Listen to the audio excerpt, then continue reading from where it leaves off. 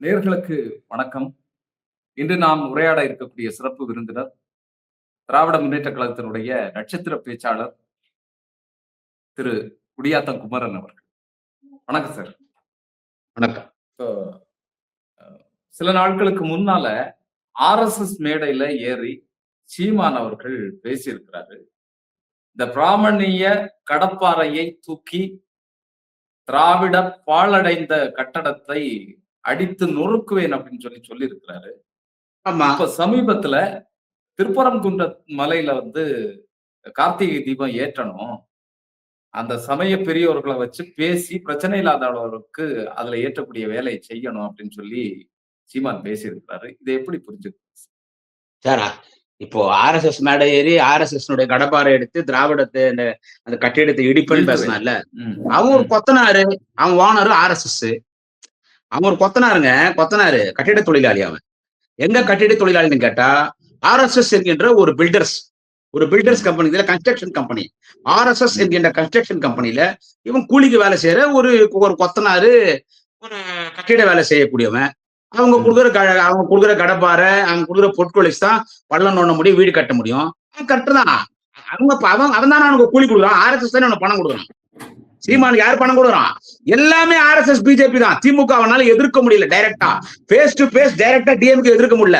அதனாலதான் அவன் சீமானை கொண்டு வந்து சீமான் வச்சு எங்களை இயக்கணும். இப்ப அதுக்கு விஜயை கொண்டு வந்துக்கிறான். அந்த மாதிரி அவன் என்னன்னு கேட்டா, அவன் ஆர்எஸ்எஸ் பிஜேபி கைக்கூலி, அவன் ஆர்எஸ்எஸ் கைக்கூலி.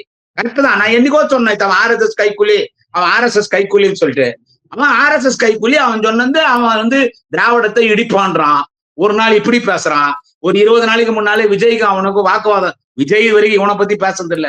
இந்த முறைதான் எதுவும் அந்த ஈரோடு மேடையில விஜய் பேசும்போது, எனக்கும் திமுக தான் போட்டி, களத்திலே இல்லாதவங்க எல்லாம் எனக்கு போட்டி இல்ல, களம்னாலே என்னன்னு தெரியாதவங்க எல்லாம் எனக்கு ஒரு கணக்கே இல்லன்ட்டான்.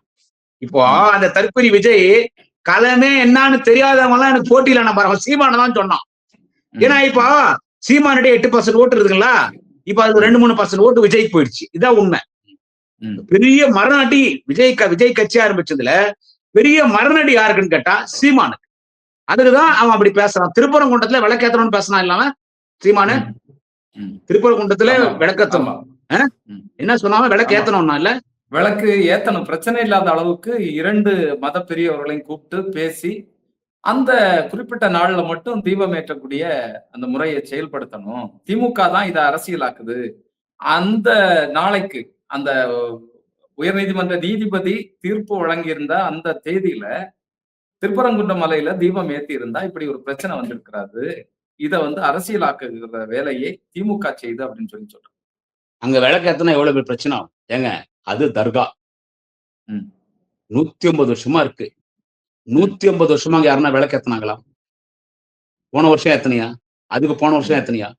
இந்த வருஷம் திடீர்னு போய் அங்க அன்னைக்கு வரைக்கும் அந்த கார்த்திகை மாசம் வரைக்கும் அங்க விளக்கேத்தன்னு சொன்னீங்கன்னா, தர்காக்கு முன்னால போய் நீ விளக்கேத்தனா என்ன சொல்? அது நேத்து கட்டின தர்கா கிடையாது. சிக்கந்தர பாஷா தர்கா அது நேத்து கட்டின தர்கா இல்ல. மோர் தென் 100 இயர்ஸ், 100 வருஷத்துக்கு மேல 150 வரலாறு சொல்றாங்க அந்த தர்காக்கு. 150 வருஷமா நம்ம உச்சி பிள்ளையார் கோயிலான் இருக்கிற அந்த தீப தூண் அங்கதான் விளக்கேற்றிட்டு. ஆமா. இப்ப திடீர்னு முன்னால் ஒரு மயில்கல் இருக்கு. சிக்கந்தர் பாஷானுடைய அந்த தர்காவுக்கு முன்னால ஒரு மயில்கல். அது தீபத்தூண் கிடையாது, அது மயில்கல். அதுல சீல் இருக்கு, அது ஒரு மயில்கல். அங்கதான் நான் விளக்கேத்தோன்னும் போது இப்ப சும்மா இருக்கிற இஸ்லாமியிட்ட நம்ம சண்டைக்கு போற மாதிரி ஆகுதா இல்லையா? இது பிஜேபிக்கார சண்டை விடுறதுங்க. இதே பிஜேபிக்கார சண்டை விடுறான். இவன் பிஜேபி மலைக்கு தண்டவன் தானே சீமானு, பிஜேபி கைக்கூலி தானே. அவன் சொல்ற மாதிரி 2 மத தலைவர்களை கூப்பிட்டு பேசி அங்க நீ விளக்கேத்தனா, அங்க தர்காவுக்கு முன்னால போய் நீ விளக்கேத்தனா பிரச்சனை வருமா வராதா? சும்மா நம்ம சண்டைகள் இருக்கிற மாதிரி தானே. அந்த தர்கால ஆடு கோழி வெட்டக்கூடாது நீதிமன்றத்தில் தீர்ப்பு கொடுத்தாங்க. என்னைக்கு நீதிமன்றத்தில் தீர்ப்பு கொடுத்தாங்களா ஆடு கோழி வெட்டக்கூடாதுன்னு, அதுல இருந்து சிக்கந்தர் பாஷானுடைய அந்த தர்கால ஆடு கோழி வெட்டுறது இல்ல. எனக்கு தெரியும், கன்ஃபார்மா தெரியும். அங்க அவங்க மத குருக்களை கூப்பிட்டு சொல்லிட்டாங்க, இங்க யாரும் ஆடு கோழி வெட்டாதீங்க, வேற எங்கன்னா உங்க வீட்டுல வெட்டிக்கோ, அது இங்க யாரும் வெட்டக்கூடாது, இங்க நான்வெஜ்ஜும் சாப்பிடக்கூடாதுன்ட்டாங்க. இப்போ ஒரு நீதிபதி, யார் அவரு கணம் நீதிபதி சுவாமிநாதன் தானே தீர்ப்பு கொடுத்தாரு. சுவாமிநாதன் தீர்ப்பு கொடுத்தாரு. இந்த இந்து அமைப்பு சம்பந்தப்பட்ட மதக்கலவரத்தை தூண்டுகின்ற வகையில இந்து அமைப்புக்கு தொடங்குகிற வழக்கெல்லாம் எந்த பெஞ்சுக்கு போகுதுன்னு கேட்டீங்கன்னா, தொடர்ந்து ஆனரபிள் ஜட்ஜ் சுவாமிநாதன் இருக்கிற பெஞ்சுக்கு தான் போகுது அந்த மனுவை. அவர் சென்னை ஹைகோர்ட்ல இருந்தா சென்னை ஹைகோர்ட்ல போய் மனு போடுறான். அவர் மதுரை ஹைகோர்ட்ல இருந்தா மதுரை ஹைகோர்ட்ல போய் மனு போடுறான். அவர் இந்து அமைப்புகளுக்கு மட்டும் சாதகமா தீர்ப்பு கொடுக்கிறார். அவர் ஒரு பிராமணர் என்பதால் அந்த பிராமணத்தினுடைய ஒரு அந்த சிந்தனையோடு அந்த பிளட் பிராமின் தான் Brahminism. பிராமினுக்கும் பிராமினிசம்க்கும் there is lot of difference. பிராமண ஆதிக்கம். ஒரு நீதிபதியினுடைய ஒரு தீர்ப்பை நம்ம விமர்சிக்க கூடாது. ஆனா இது ஒரு மதக்கலவரத்தை தூண்டுது இல்ல. ஒரு நீதிபதினா நீங்க என்ன சொன்னாலும் கேட்டுக்கணுமா? அங்க போய் நீ விளக்க அது என்ன சொல்றாரு அவரு? உனக்கு வழி இல்லைன்னா அந்த கோயிலுக்குள்ள போய் விளக்கேத்தன்றார். என்னது? அந்த தர்காக்குள்ள கூட போய் நீ போய் விளக்கேத்திக்கோ. உனக்கு போறதுக்கு வழி இல்லைன்னா தர்கா வழியா தர்காக்குள்ள போய் கூட விளக்கேத்தனா அந்த தர்கா அப்ப அங்க நீ விளக்கேற்றும் போது பிரச்சனை வருமா வராதா சார்? இது கவர்மெண்ட் நடத்துறது டிஎம்கே கவர்மெண்ட். இந்த கவர்மெண்ட்டுக்கு எப்படியெல்லாம் சிக்கல் கொடுக்கணும்? இவன் சொல்றது என்ன? இந்து மதத்துக்கு எதிரானது திமுக, திராவிட மாடல் அரசு, இந்துக்களுடைய எதிரி முதலமைச்சர் ஸ்டாலின், இந்து பண்டிகைகளுக்கு ஒரு வாழ்த்து சொல்றதுல அதுல எங்களுடைய துணை முதலமைச்சர் நாளைய தமிழகம் வாலிப பெரியார் அண்ணன் உதயநிதி ஸ்டாலின் சனாதனத்தை ஒழிப்பார். அதுல ஸ்டபனா நின்னார். அதனாலதான் மாண்புமிகு அமைச்சர் ஏவா வேலு அண்ணன் உதயநிதி ஸ்டாலின் சனாதனத்தை ஒழிப்பேன்னு சொன்னதுனாலதான் அவர் வாலிப பெரியார் அண்ணார். அது எல்லாரும் ஏத்துக்கிறாங்க.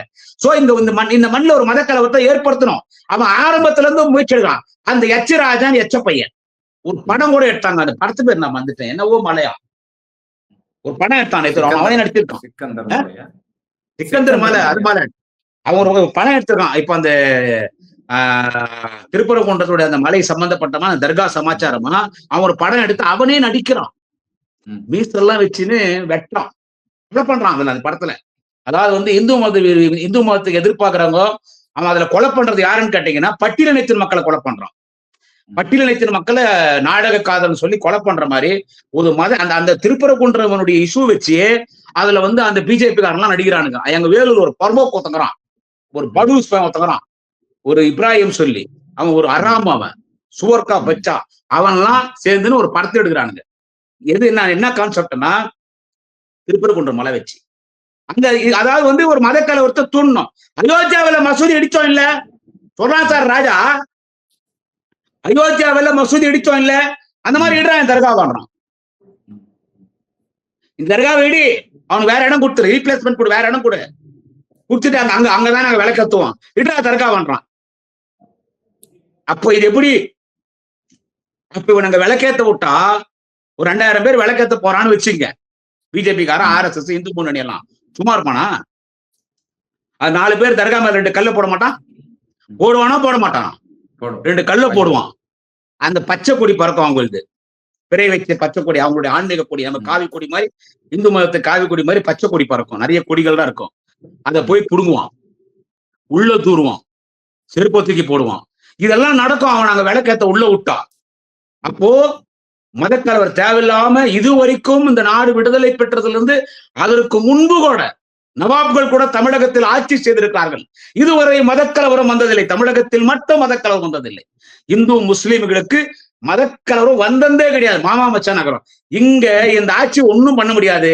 அவனுடைய மத்திய அரசாங்கத்துடைய உளவுத்துறை ரிப்போர்ட் 2026 தனி மெஜாரிட்டியில டிஎம்கே கவர்மெண்ட் ஃபார்ம் பண்ணும். Again Tamil Nadu chief minister honourable MK Stalin, Udhayanidhi Stalin வளர்ந்து வருகிற ஒரு மிகப்பெரிய சக்தியாக இருக்கிறார். எனவே இவங்க எப்படி அடிக்கிறதுன்னு பார்த்தா ஒரு பக்கம் விஜய் தூண்டி விட்டானா, இந்த பக்கம் மதக்கலவர் தூண்டுறதுக்கு இந்த சிக்கந்தர் பாஷா மலையை எடுத்துக்கணும். கடைசியில என்ன பண்றான்? சீமான் பிஜேபி கிடையாதுப்பா, சீமான் RSS கிடையாதுப்பா, சீமான் பிஜேபி திட்டுறான்பா, சீமான் RSS திட்டுறாப்பான்னு சீமானை வச்சு அங்க 2 மத குழுவை வச்சு விளக்கேத்தலாமேன்னு பேச வைக்கிறான். இவன் ஒரு பாதுஷ். யாரு இவன்? சீமான். அவன் கூலிக்காரன். அவன் சீமான அவன் RSS கூலி வாங்கி சாப்பிடுறவன். அவன் அப்படிதான் பேசுவான். ஆனா நீங்க சொல்ற மாதிரி பல விஷயங்கள்ல பிஜேபியை அவர் எதிர்க்கத்தானே செய்யறாரு, SIRல எதிர்க்கிறாரு. அது மாதிரி இந்த திருப்பரங்குன்றம் மலை விஷயத்திலேயே பிஜேபியை எதிர்த்து பேசி இருக்கிறார்.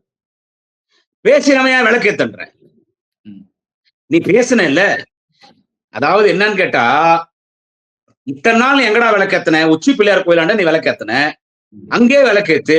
எல்லா மதகுகள் பேசி அந்த நாள் வரைக்கும் அவங்க ஒரு விளக்கேத்திட்டா பிரச்சனை இருக்காதுன்னு சொன்னா, விளக்கேத்திட்டு பிரச்சனை இருக்காதுன்னு சொன்னா அப்பதான் பிரச்சனையே ஸ்டார்ட் ஆகும். இப்போ இத்தனை நாள் சிக்கந்தர் பாஷா தர்காக்கு முன்னால விளக்கு ஏத்தின்னு இருந்து இனிமே ஏத்தக்கூடாதுன்னு திமுக கவர்மெண்ட் சொன்னா, நீ என் கவர்மெண்ட்டை நீ குறை சொல்லலாம், நீ முதலமைச்சரை குறை சொல்லலாம். 150 வருஷமா நீ அங்கதானடா ஏத்துற.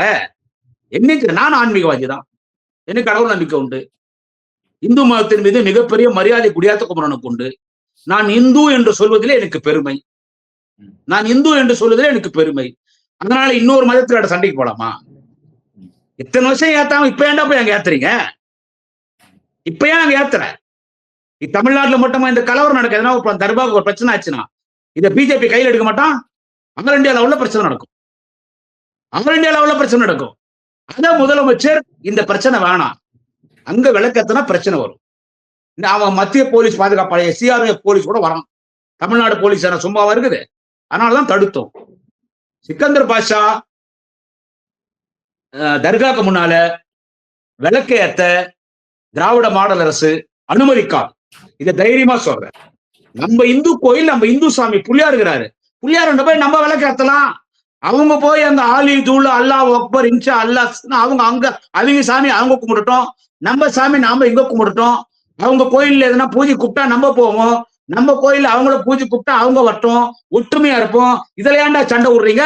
அதே நாளைக்கு 2 முஸ்லீம் வந்து அங்க இருக்கிற உச்சி பிள்ளையார் கோயில திருப்பரங்குன்ற கோயில வந்துட்டு கோயில் மேல 2 முஸ்லீமுடைய பச்சை கொடி கட்டினா சும்மா இருப்பீங்களா? நீங்க சும்மா இருப்பீங்களா?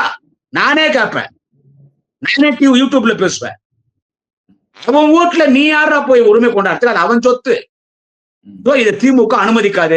இது சீமானை வச்சு RSS பேச வைக்கிறான். சீமான் வந்து ஒரு பாடூஸ் பையன், அவன் ஒரு வாடகவாயி. ஒரு வகையில் அவன் அரசியல் விபச்சாரிதான். எல்லா பிஜேபி RSS கைக்கூலிங்கதான். எல்லாம் பிஜேபி RSS கைக்கூலி. திமுகவை நேரம் எதிர்க்க முடியாதனால இப்படி பன்முகத்தோடு வரான் பிஜேபி எங்களை எதிர்க்கிறதுக்கு. இதை தளபதி ஸ்டாலின் என்கின்ற இந்த மாபெரும் திராவிட இனத்தின் தலைவன் எதிர்ப்பார். எங்கள் இளைய தளபதி அண்ணன் உதயநிதி ஸ்டாலின் அடிச்சு துக்குநூறு ஆக்குவார். இது பார்த்தலாம் நாங்க பயப்பட மாட்டோம். தொடர்ந்து பேசுவோம் சார். பல்வேறு அரசியல் விஷயங்கள், விவாதங்கள் குறித்து பேசுனீங்க. தொடர்ந்து பேசுவோம் தமிழக அரசியல் குறித்து. உங்களுடைய நேரத்திற்கும் கருத்துக்களுக்கும் நன்றி.